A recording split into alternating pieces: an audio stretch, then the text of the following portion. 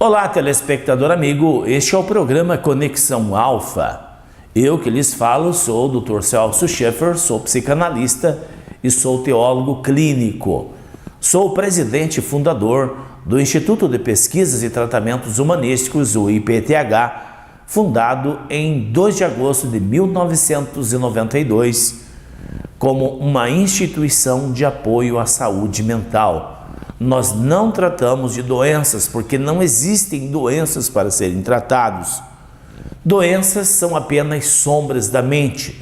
Nós tratamos o fator gerador das sombras, os fatores geradores das doenças.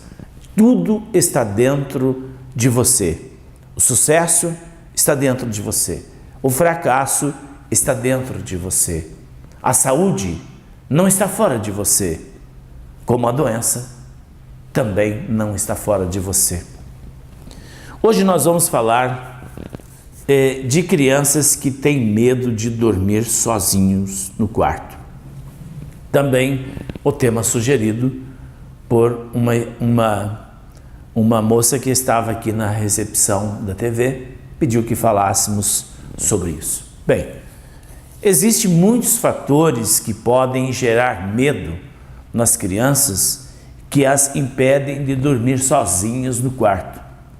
Às vezes perde um ente querido da família e a criança, pela sua inocência, ela pode gerar ali um medo compulsivo de ficar sozinho. Isso é normal. Todo ser humano pode passar por esses processos de medo quando se perde alguém ou quando a criança assiste um filme de terror ou algum filme onde as cenas são violentas, então pode gerar realmente um problema de medo de dormir sozinho.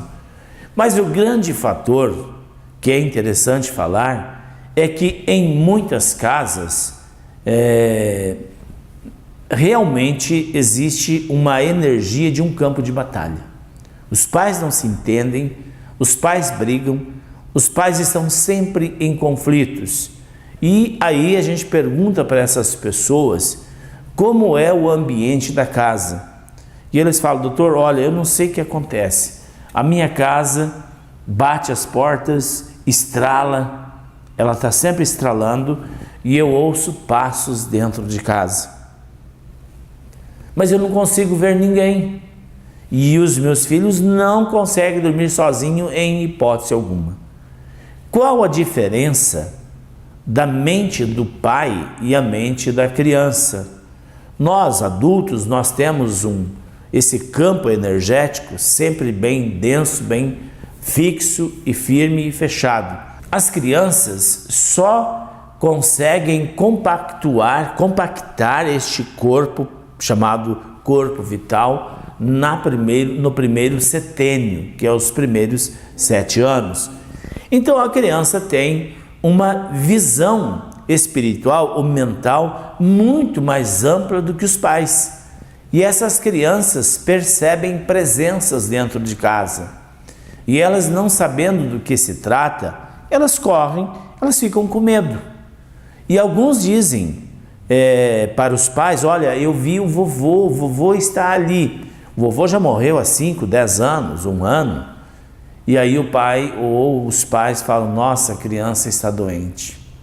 A criança não está doente. O psiquismo da criança está aberta, ela tem uma sensibilidade acentuada e ela percebe essas presenças visivelmente, como você está me vendo. Os pais ouvem os passos, mas não vê nada. As crianças, além de ouvir os passos, ainda eles vê o espírito na íntegra e até dizem com quem é e ainda conversam com essas entidades familiares dentro de casa. Nós precisamos compreender que o mundo espiritual é muito mais real do que nós possamos imaginar. O mundo espiritual é muito mais real que o mundo da matéria. A diferença é que nós não vemos com os olhos físicos, mas nós podemos ver com o terceiro olho através da clarividência. E a clarividência, ela não é um dom, é uma faculdade mental desenvolvida. Pode ser também um dom, né? Mas a grande maioria das pessoas que tem clarividência, eles não estudam sobre isso. E daí eles ficam alarmando aquilo que vê e até aquilo que não vê, fazendo mal para as pessoas que recebem o diagnóstico do que elas possivelmente viram ou não viram ou pensaram que viram. Então, quando você fala de algo da espiritualidade, você precisa estudar. Nós damos curso no IPTH de clarividência. O nosso curso de clarividência simplesmente é fantástico, porque eu instruo as pessoas de uma forma teórica, explicando para eles como a mente funciona e como nós podemos projetar-nos fora do corpo e ver o que está acontecendo no ambiente além da parede, ou seja, na área extrafísica. E todos nós podemos desenvolver essas capacidades que as crianças têm.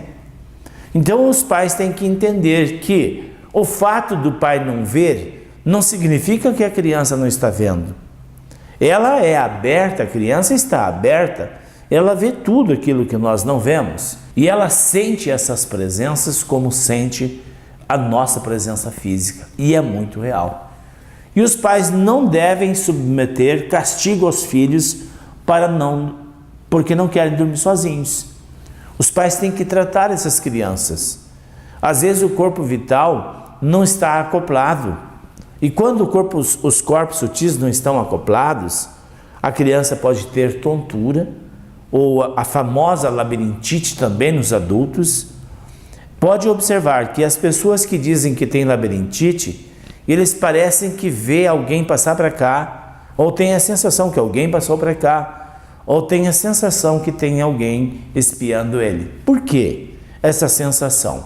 É que o eixo da percepção dos dois cérebros, o cérebro físico e o cérebro perispiritual, está desalinhado.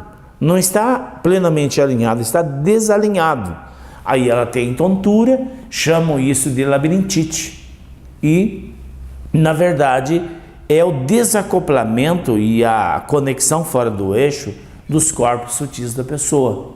Então a pessoa precisa tratar, colocar esses corpos sutis dentro do conceito do alinhamento perfeito, né?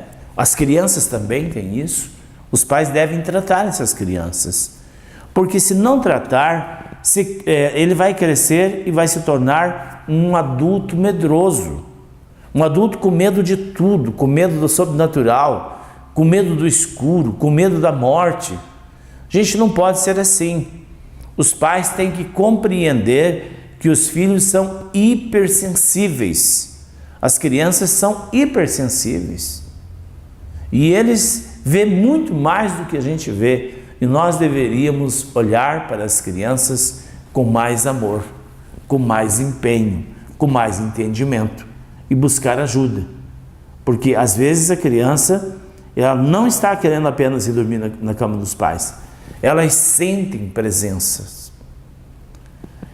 Eu lembro de uma menina que eu tratei há alguns anos atrás. Ela tinha 4 aninhos e ela não dormia no quarto dela de jeito nenhum, nem de dia nem à noite. E aí eu trouxe a mãe, hipnotizei a mãe e transferi a consciência da filha para a mãe e fomos até o quarto da menina, aonde ela dizia que via vultos.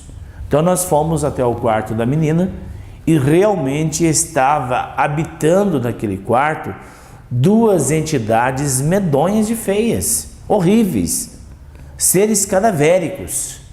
Imagine uma criança. Se a criança assiste muito desenho, ele acha que aquilo é o normal. Ele acha que é um desenho que saiu da TV e está ali no quarto. Mas mesmo que a criança ache isso, pense isso, ela tem medo, porque o aspecto ali é feio, é medonho de feio. Então os pais precisam ouvir as crianças e confiar nas crianças e ser amigos das crianças nessa hora. Não insistir, não brigar, não obrigar as crianças a dormir sozinhas quando tem medo. Como eu falei, você pode estar forjando aí um adulto medroso, um adulto que não consiga encarar de frente a vida. E isso é o reflexo da infância. Porque muitas vezes nós encontramos adultos com 40, 50 anos que não conseguem encarar a vida, que não conseguem ter uma postura firme diante da vida, porque eles foram crianças medrosas e os pais obrigaram elas a dormir sozinhas no quarto quando elas viam presenças horríveis. Todos os fracassos que a pessoa possa ter na vida adulta, obrigatoriamente, têm as suas raízes no ventre materno ou na primeira infância, que são os fatores desencadeadores dos problemas adormecidos, como os traumas de vidas passadas. A pessoa pode ter um trauma de vida passada, pode ter um karma de resgate, enfim, pode ter aí um grande cenário de problemas. Mas sempre é um trauma de gestação ou um trauma da primeira infância que abre um leque de problemas por conta daquele problema oriundo de vidas passadas. Então eu sempre digo lá no IPTH, nas palestras e também nas constelações, que o nosso destino, se ele é pesado ou se ele é leve, obrigatoriamente ele tem as suas bases na nossa gestação e na nossa primeira infância. Então, se você olhar para o seu destino e olhar que você tem um destino pesado, que você não consegue avançar, que você não consegue ser feliz, pode ter certeza, a sua infância foi perturbadora ou a sua gestação foi extremamente dolorida. E o reflexo da primeira infância e da gestação se dá na vida adulta.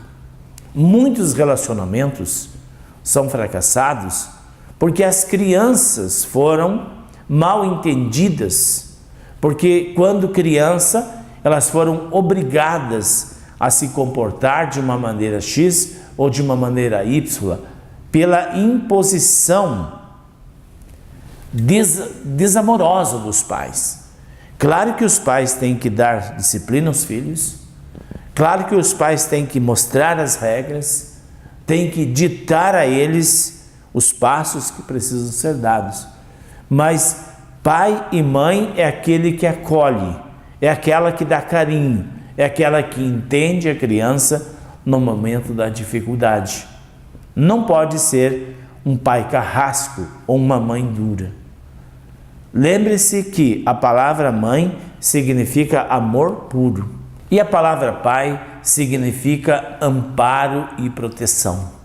Proteja suas crianças, proteja os seus filhos, conversem com eles, durmam com eles no quarto até que passe esse medo, ou então faz uma constelação da energia da sua casa para você ter convicção que não tem nada de perturbador no ambiente da sua casa.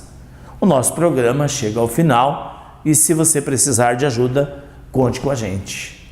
Eu te desejo muitas felicidades e eu volto na próxima oportunidade.